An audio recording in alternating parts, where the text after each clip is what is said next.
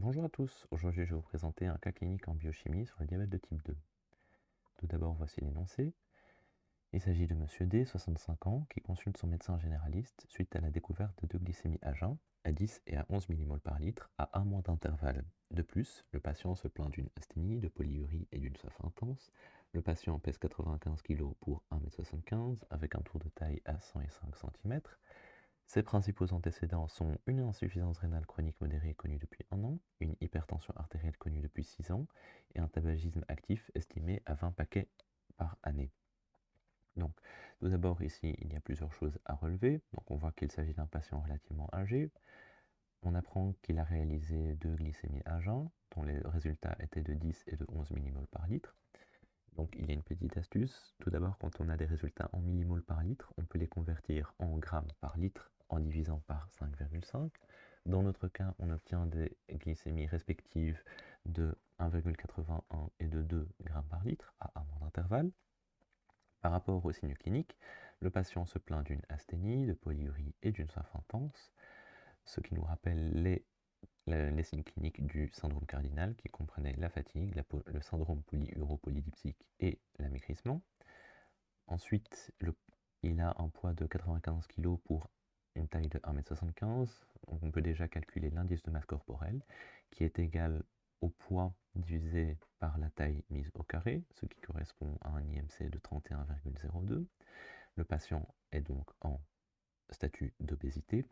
On apprend également que son tour de taille est de 105 cm, ce qui est supérieur à 102 cm. Le patient a donc une obésité de type androïde. Parmi ses antécédents, il présente une insuffisance rénale chronique modérée, une hypertension artérielle connue depuis 6 ans et un tabagisme actif estimé à 20 paquets par année.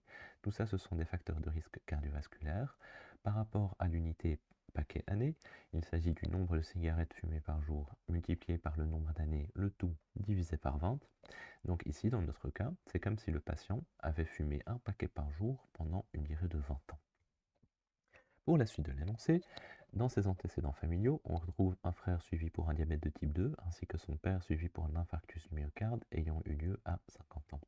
Donc ici, en fait, on découvre que le patient a des antécédents familiaux de maladies cardiovasculaires et de diabète.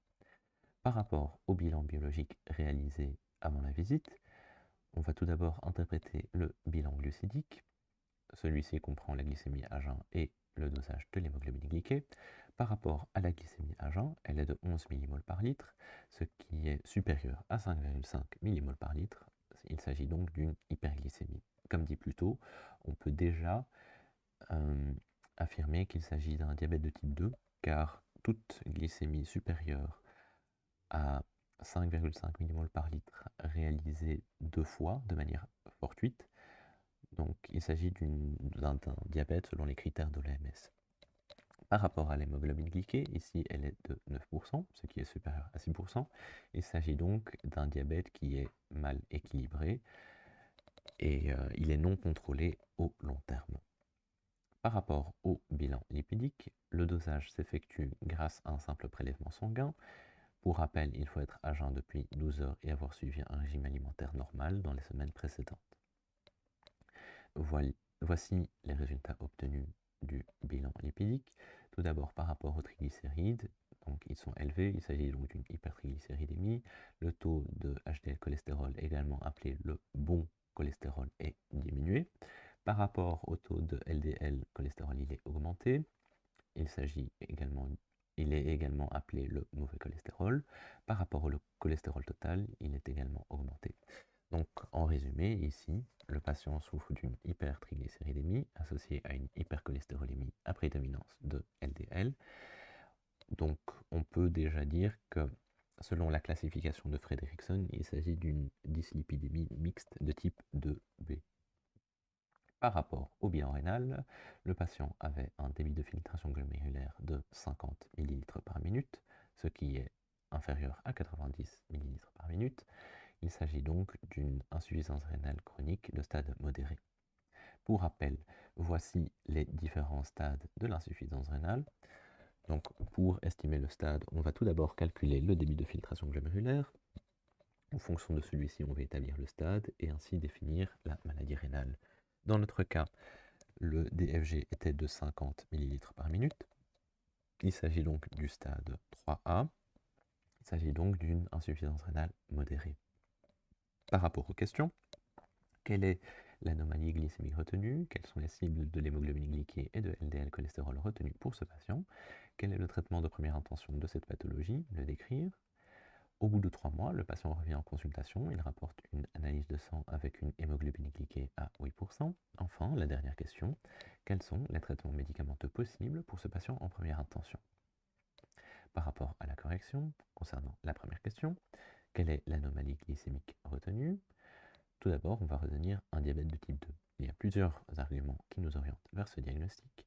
Tout d'abord, les arguments biologiques. Ici, le patient présente 2 glycémies à jeun supérieures à 7 mmol par litre. De plus, son hémoglobine glyquée, pour rappel, était de 8%. Elle est donc supérieure à 6%. Il s'agit donc d'une glycémie non maîtrisée à long terme. Par rapport aux arguments cliniques, le patient présentait un syndrome cardinal.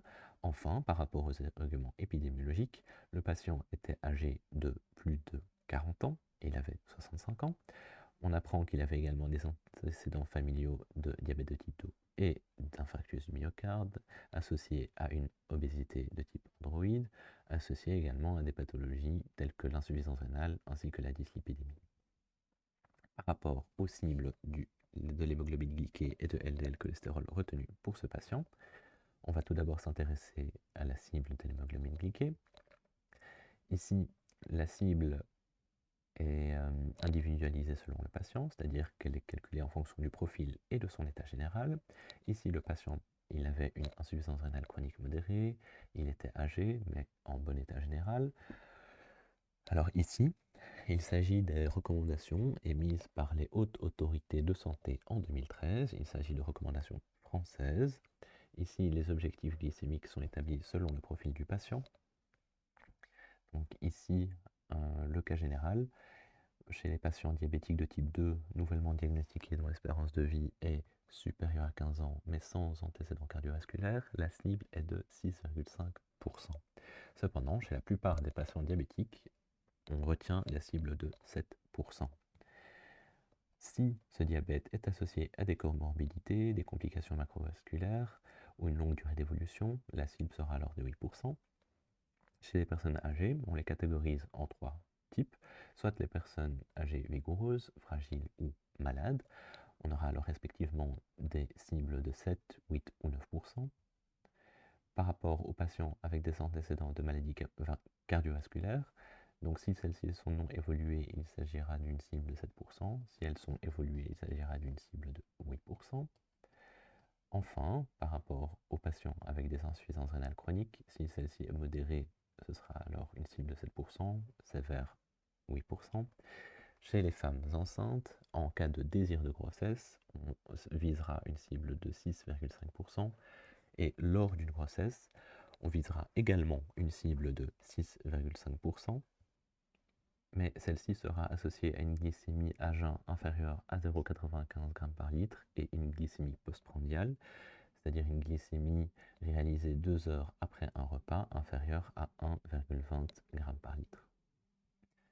Dans notre cas, le patient avait une insuffisance rénale chronique qui était modérée, la cible sera donc de 7%. Par rapport au taux de cholestérol LDL, on va suivre le score, l'outil score, qui est défini par les hautes autorités de santé en 2017. Donc ici, on voit que ce score est illustré à l'aide du tableau avec un code couleur. Donc on va utiliser ce tableau en fonction de notre cas clinique. Tout d'abord, ici, dans notre cas, il s'agit d'un homme qui est âgé de plus de 65 ans. Donc il s'agit d'un fumeur. Donc au total, voici le tableau qu'on obtient. Alors au niveau des abscisses, on voit le cholestérol total exprimé en millimol par litre ou en grammes par litre. Au niveau des ordonnées, on voit la pression artérielle systolique exprimée en millimètres de mercure. Donc voici. Par rapport à notre cas clinique, ici, le patient avait une tension artérielle qui était normale, avec un taux de cholestérol total de 5,8 mmol par litre. Donc on va donc arrondir aux alentours de 6 millimoles par litre. Le score est donc de 6%. Au total, il s'agit d'un patient diabétique de type 2, âgé de plus de 40 ans, avec au moins un facteur de risque cardiovasculaire et un score de 6%. On va donc regarder les recommandations de la prise en charge de l'hypercholestérolémie établie en 2017.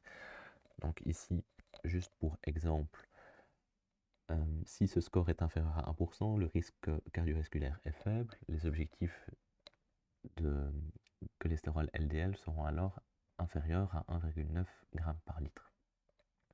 Donc ici, j'ai mis le tableau juste à titre informatif. Donc dans notre cas, on avait un score de 6%, mais cependant le patient est diabétique de type 2, âgé de plus de 40 ans, avec un facteur de risque cardiovasculaire. Il s'agit donc d'un risque cardiovasculaire qui est très élevé. Les objectifs de cholestérol LDL sont donc un taux inférieur à 0,70 g par litre. Alors en traitement, on va donc préconiser en première intention une modification du mode de vie associée à un traitement hypolipémiant. En deuxième intention, on va alors préconiser également une modification du mode de vie associée à une intensification du traitement hypolipémiant. Par rapport à la troisième question, quel est le traitement de première intention? Le décrire. En première intention, on va réaliser les règles hygiéno-diététiques pendant une durée de 3 mois. Ensuite, elles seront réévaluées. Tout d'abord, on va s'intéresser à l'alimentation. On va préconiser une restriction calorique car le patient est en obésité. Le régime comportera entre 40 et 55% de glucides, 30% de lipides et entre 10 et 15% de protéines. Au niveau des glucides, on va tout d'abord privilégier les aliments à index glycémique faible, une charge glycémique par jour basse.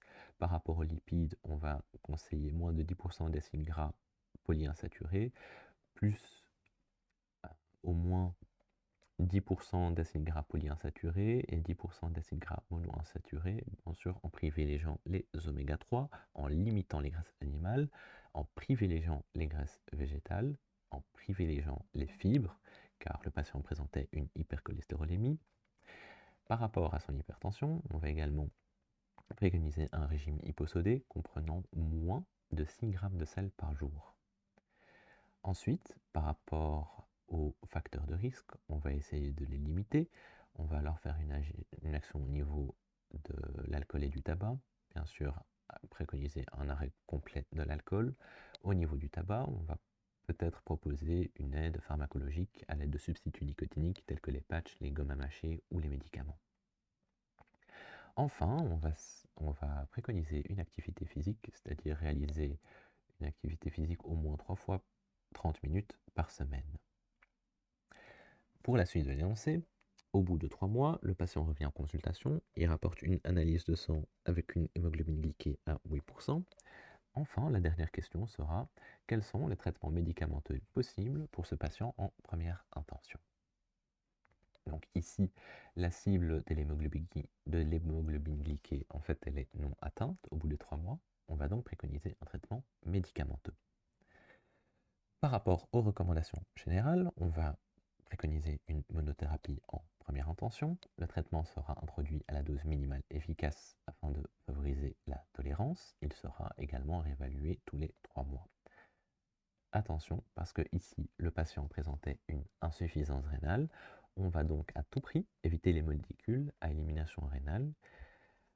Donc, dans notre cas, en première intention, il s'agit de la metformine. Cependant, ici, elle ne pourra pas être utilisée car elle est contre-indiquée formellement en cas d'insuffisance rénale à cause du risque d'acidose lactique. On va donc conseiller les médicaments par voie orale, également appelés les antidiabétiques oraux. On va conseiller les sulfamidés hypoglycémiants, tels que le diamicron, qui comprend comme principe actif le glyclaside, ou le Amarel qui contient du glimépiride. Par rapport à leur mode d'action, ce sont tous les deux des insulinosuccréteurs. Ils vont tous les deux se fixer à la sous-unité SUR1 des canaux K+ ATPase dépendants des cellules bêta-désilodes de Langerhans.